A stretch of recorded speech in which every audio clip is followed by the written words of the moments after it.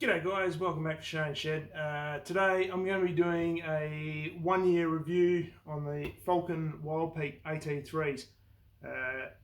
This is just going to be purely my thoughts and opinions on these tyres, how they perform so far. This is going to be the second tyre review video I've done. If you're interested, my previous set was a Toyo AT2s. I'll throw the link up there if you're interested in having a look. And yeah, I'll wait if you want to watch that and come back here. So these are a 265 70/17. The load rating is 121. The application of the D3, these are probably about as tall as I'd want to go with the stock suspension. They're big enough that they allow the car still to sit down at access height and not rub any internal guards. So as I mentioned, I've been running these for about 1 year now, a little bit over.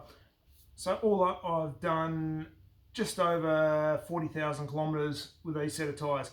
Now, I do rotate through 6 tyres, so each tyre, I'll have a quick squiz here. The highest I've done on any one tyre is about 31,000 and the least is 21,000 on one particular tyre.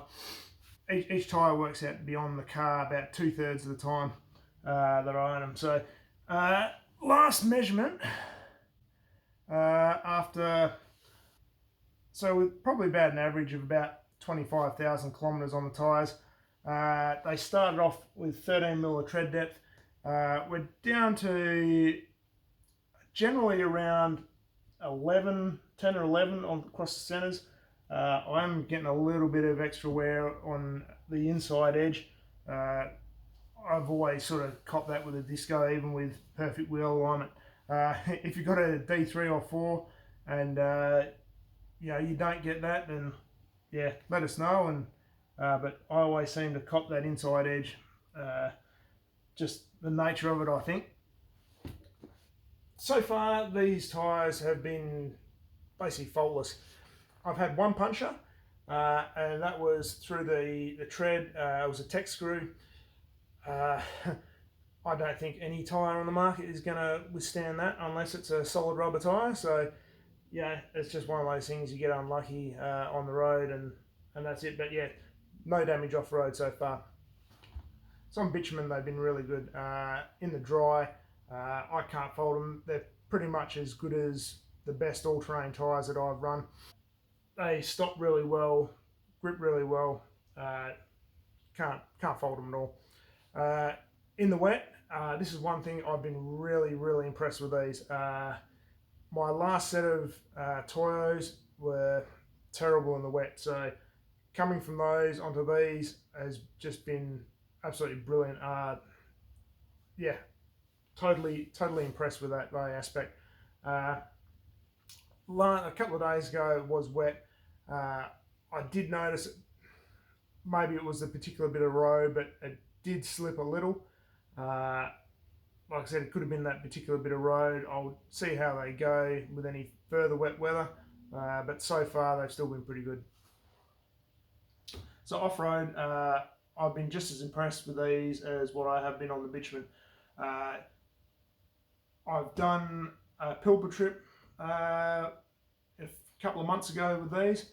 They probably all up on that trip, they would have done about 1,500 kilometres worth of dirt roads all up.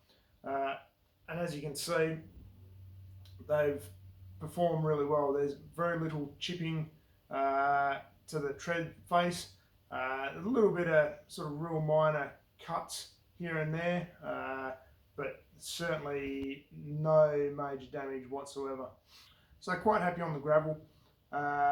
Sand, I have found probably they've been better than my previous set of tyres, but I think there's probably a fair attribute to that would be the slightly larger diameter. I believe that would help quite noticeably. But airing down, no problem.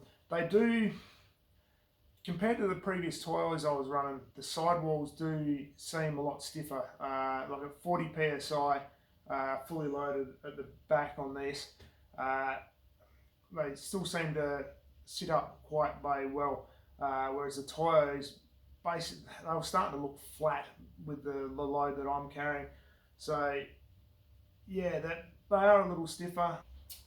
I have taken them down to about 15 psi down the beach, down near Bremer Bay. Some pretty soft sand in some of those sections, and yeah, no problem at all. So on our gravel roads, like I said, really good. Braking, not too bad, even with my camper trailer in tow. Probably about as good as I'd expect. My first sort of lot of gravel was some of the pea gravel here that we have in Western Australia. It can be like driving on ball bearings at times because it's about that right size. It basically fills these voids quite easily and turns these tyres into slicks quite easily. But yeah, it ejects the stones out quite well and basically good grip all around. In regards to potential tread life, basically on my tracking with the kilometres versus wear, basically with a predicted wear life down to about 2.5 mil tread depth, I'm estimating at the moment with it calculating probably around 80,000 I think would be about right. So we'll see how they go. I'm thinking just depending on how that inside edge goes with me will really determine how far these will go. You know, they last as long as they last. At the moment, like I said, I'm 40,000 Ks a year in. So far, really good. Been really impressed with them.